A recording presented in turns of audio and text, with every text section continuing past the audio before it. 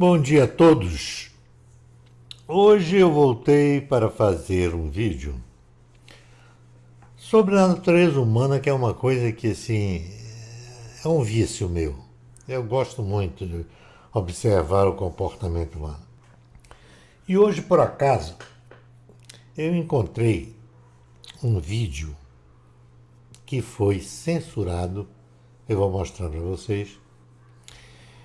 Foi retirado e a Globo, que foi a empresa que originou esse vídeo, nunca mais, eu acho que até tirou do seu arquivo.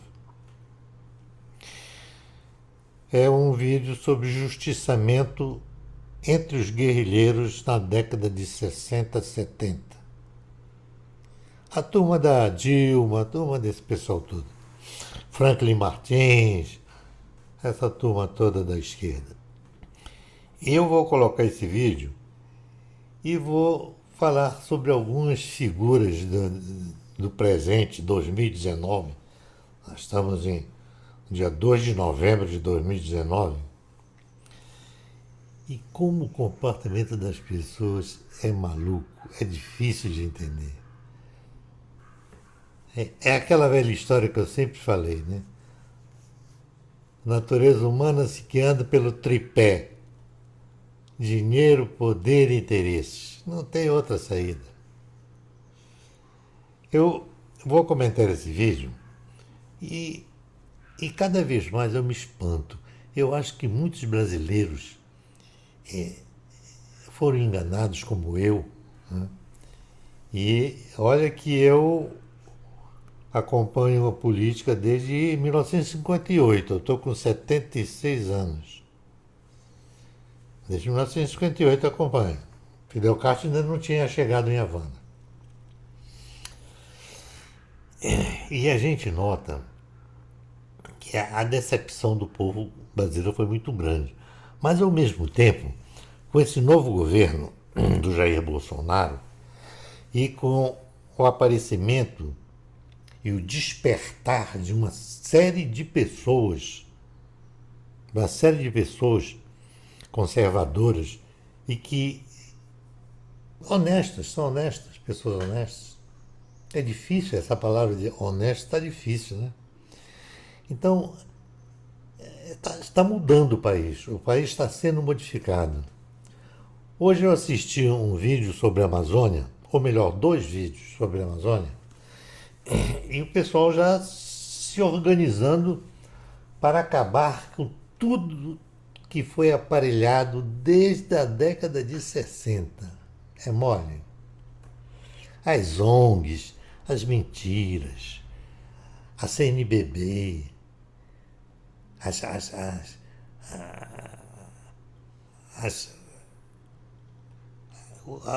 a Igreja Católica, o Papa comunista, Papa Francisco comunista.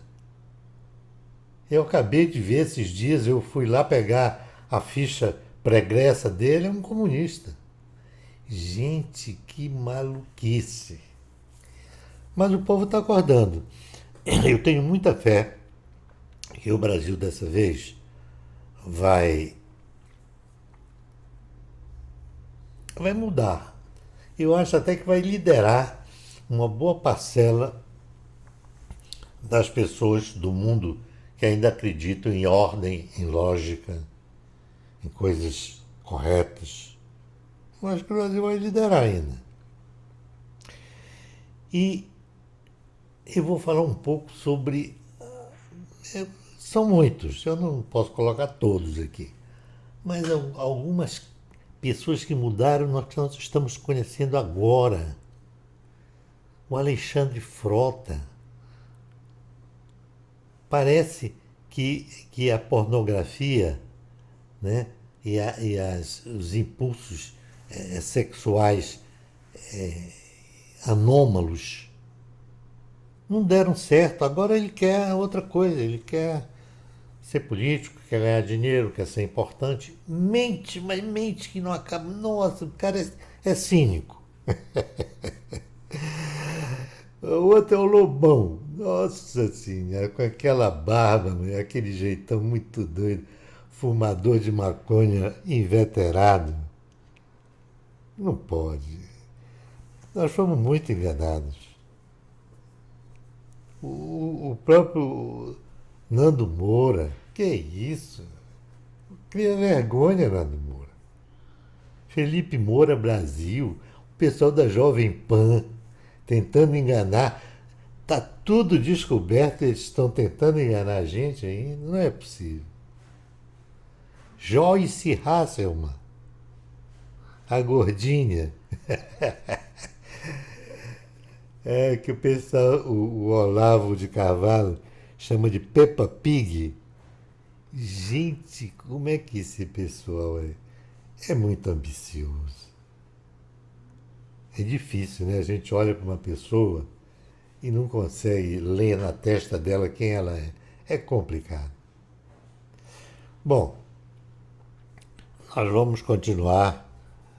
Eu vou me divertir muito.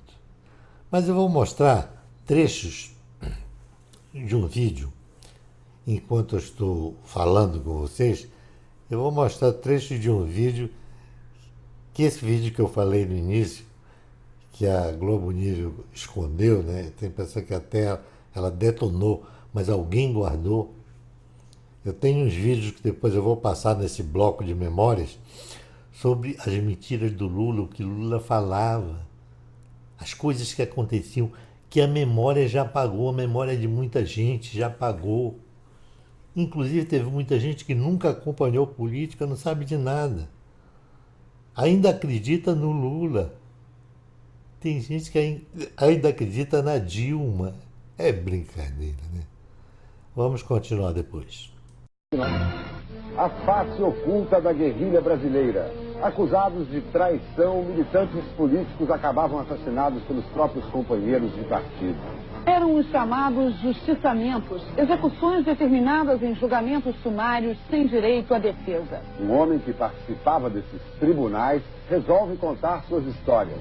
Casos de um passado doloroso que só agora vem à tona.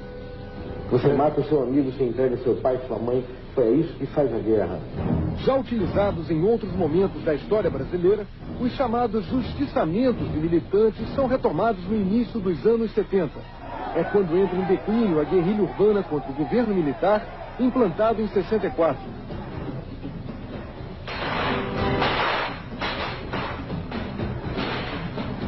O assassinato do ex-militante comunista Salatiel Teixeira Rolim, o chinês, foi provavelmente a última ação de justiçamento promovida por grupos guerrilheiros que atuaram no Brasil nas décadas de 60 e 70. Acusado de desviar dinheiro do Partido Comunista Brasileiro Revolucionário e de delatar companheiros, Salatiel foi julgado e condenado por um tribunal revolucionário. A sentença foi cumprida na manhã do dia 22 de julho de 1973.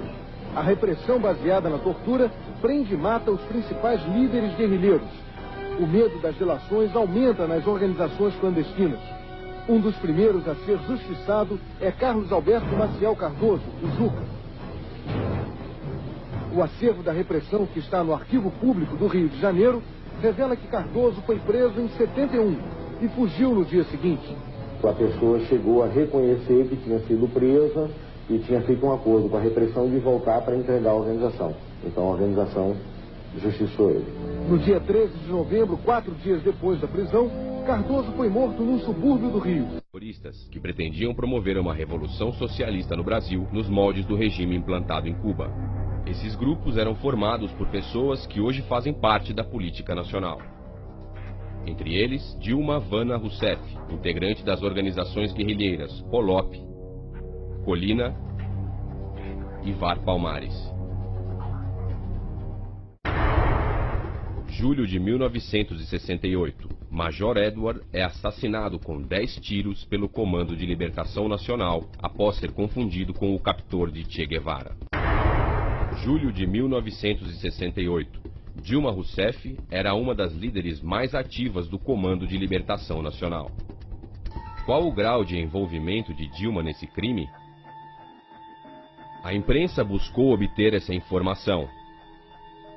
mas por determinação do Superior Tribunal Militar, o processo de Dilma, que antes era público, foi separado dos demais e trancado num cofre. Agora, véspera da eleição, o Brasil tem o direito de saber qual a participação de Dilma nesse e nos demais crimes de roubo, sequestro e assassinato. Não é possível que os brasileiros votem sem saber toda a verdade. São Paulo, terça-feira, 26 de junho de 1968. Um grupo de terroristas explode uma caminhoneta no QG do Exército em São Paulo. O bando utilizou 3 veículos, a caminhoneta, e mais 2 Fuscas. Dilma Rousseff foi a mentora do ataque e ficou dentro do segundo Fusca, não saiu. No ataque morreu o jovem Mário Cosel Filho. O atentado deixou diversos feridos e causou muito terror na cidade de São Paulo e no Brasil. O grupo de Dilma Rousseff queria derrubar o governo militar para implantar a ditadura dos marginais. E julgava que era preciso sair cometendo atos de terrorismo pelo país. Assaltou, roubou, sequestrou, matou. Cometeram toda a espécie de crime que você possa imaginar. Meu treinamento foi na Floresta da Tijuca. O João Lopes Salgado, que é ex-militar, treinou todo mundo. Pegou umas balas de INA, era a metralhadora que a gente usava, do Exército. A gente roubava nas guaritas, aqui no Leblon, entendeu? Bom, nós temos que fazer uma ação de propaganda armada que mobilize o povo, mostrar que é viável tomar em armas, desmoralizar um governo, era o triunvirato. Acabado o tratamento, fui para Cuba. Não sei quanto tempo. Eu fiquei o treinamento todo e fiquei esperando lá o passaporte falso da organização para poder sair de Cuba. Aí acabou chegando o passaporte falso em Praga.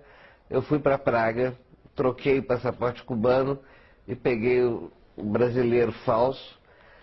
Meus amigos eram todos comunistas, né?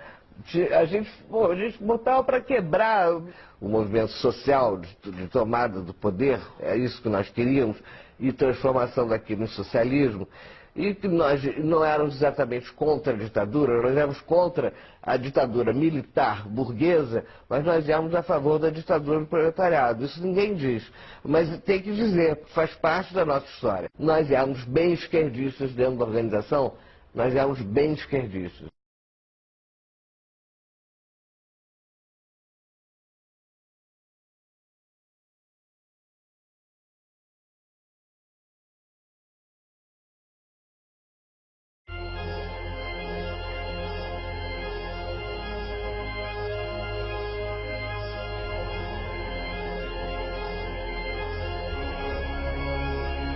К коммунизму не имеет никакого отношения. Михаил Васильевич, что мы можем по этому поводу сказать? Можем сказать, что есть хорошие работы людей, которые вот на этой позиции стоят. Хорошие. Вот я, например, привел бы книгу Бушкова «Красный монарх и ледяной трон». Вот один том «Красный монарх». И в этом томе Бушков, который до этого всякие фантастические, исторические романы написал, видимо, денег достаточно набрал, и решил написать книгу про Сталина хорошую. И она хороша тем, что независимо от позиции самого автора, что он считает, что он красный монарх и все, дескать, это коммунизм к этому не имеет никакого отношения. Но он все бредни про Сталина такого рода, что вот он был агентом царской охранки. Это он просто над этим издевается в этой книге и показывает, что это чушь просто невообразимая. Я даже останавливаюсь на этом. Читайте книгу Бушкова, он ваш сторонник, он считает, что это красный монарх Сталин. Но вот эту ерунду насчет агентства царской охранки, ну, можно только добавить тому, что, дескать, он настолько глубоко как бы внедрился в коммунистическое движение, что с целью того, чтобы никто его не разоблачил, он вместе с Берия создавал ракетно-ядерный щит, и они первые, значит, сделали водородную бомбу. Но Антонов Овсеенко, вот тот, который сыночек, который, я слышал его живьем в Доме политпросвещения, он рассказывал, у меня метод такой. Факты, документы, рассказы, анекдоты, слухи. И вот он из этой каши вытаскивал всякую чушь, вот это вот насчет того, что Сталин агент царской охранки. Вот это все Бушков, так сказать, просто, растоптал просто эту глупость в своей этой книге. Второе, для того, чтобы это было все очень аргументировано, он тот материал, который является редким, вот эти процессы 30-х годов, которые пытаются представить как нарушение законности, он их распечатал в своей книге, за что ему большое спасибо должны дать историки, независимо от того, согласны они с ним, не согласны. Большое спасибо, потому что это надо было где-то доставать, это надо было где-то искать, а тут вы открываете Бушкова, там все это есть. А во втором томе «Ледяной трон», там, значит, Берия о парторганизациях на Кавказе. Хорошая историческая работа. То есть, вот такую работу проделал Бушков, и я еще раз повторяю, очень ценную. Другое дело, что, вот он там не злобно выступает за то, что это, так сказать, Сталин не коммунист. Но это, я думаю, легко, как говорится, с этим поспорить, потому что, во-первых, Сталин начинал свое дело с рабочего движения, да, с самых молодых ногтей. Во-вторых, известно, что первый коллективный договор был составлен на бакинских промыслах и организовал за стачку на бакинских промыслах товарищ Сталин. То есть занимался тем, чем занимался в свое время Ленин. Ленин, потому что начал с создания Союза борьбы за освобождение рабочего класса. Правда, это всем известно. И по этому делу Союза борьбы за освобождение рабочего класса Ленина засадили сначала в тюрьму, вот это сейчас на Шпалерной, бывшая, так сказать, тюрьма, с высоким так очень забором. Год он там просидел, делал там зарядку, чтобы так быть с хорошим самочувствием, а потом его отправили в ссылку. Как известно, Сталин превзошел Ленина по части отсидки и ссылок многократных. Так что, если с этой стороны брать, точно ученик. Точно учился тоже не бояться ни тюрем, ни ссылок. И значительная часть его жизни так и прошла. То есть эти люди занимали определенную позицию. Значит, по вопросу, который вы задали, по вопросу о мировой революции, я думаю, что это вопрос не отношений Ленина и Сталина, это вопрос отношений Ленина и Маркса с Энгельсом. Есть, как известно, такая работа, которую Маркс и Энгельс предоставили грызущие крестики мышей. Что есть хорошие работы людей, которые на этой позиции стоят. Хорошие. Я, например, привел бы книгу Бушкова «Красный монарх» и «Ледяной трон». Один том «Красный монарх». И в этом томе Бушков, который до этого всякие фантастические, исторические романы написал, видимо, денег достаточно набрал, и решил написать книгу про Сталина хорошую. И она хороша тем, что независимо от позиции самого автора, что он считает, что он красный монарх и все, дескать, это коммунизм к этому не имеет никакого отношения. Но он все бредни про Сталина такого рода, что вот он был агентом. Мы их не любим, мы не большевики. Они сказали, что давайте обрабатывайте, они все разделили, дали все по едокам, а эти все от нас отбирают. Да тогда мы развернули свои ружья и пошли против белых. Кто погнал этих белых? Дальше на юг, и дальше уезжайте вы, пожалуйста, на корабли и уезжайте в Европу. Вот их крестьяне русские, красноармейцы, конечно. Вот крестьяне, красноармейцы, конечно, во главе с рабочими красноармейцами. Но основная масса-то все-таки красноармейцы. Крестьяне выгнали их вон. Поэтому никогда Ленин врагом крестьянства не было, никогда такую чушь не вышло. Это черт попутал. Так вот мы хотим оправдаться перед зрителями, чтобы если они что-то заметили плохое. Это черт нас попутал и все. Ничего серьезного теории Ленина и теории и практике Сталина не противостоит. И это шавки, которые лают на слона. Спасибо за внимание, а на сегодня все. Entender brasileiro de 2019. Foi isso.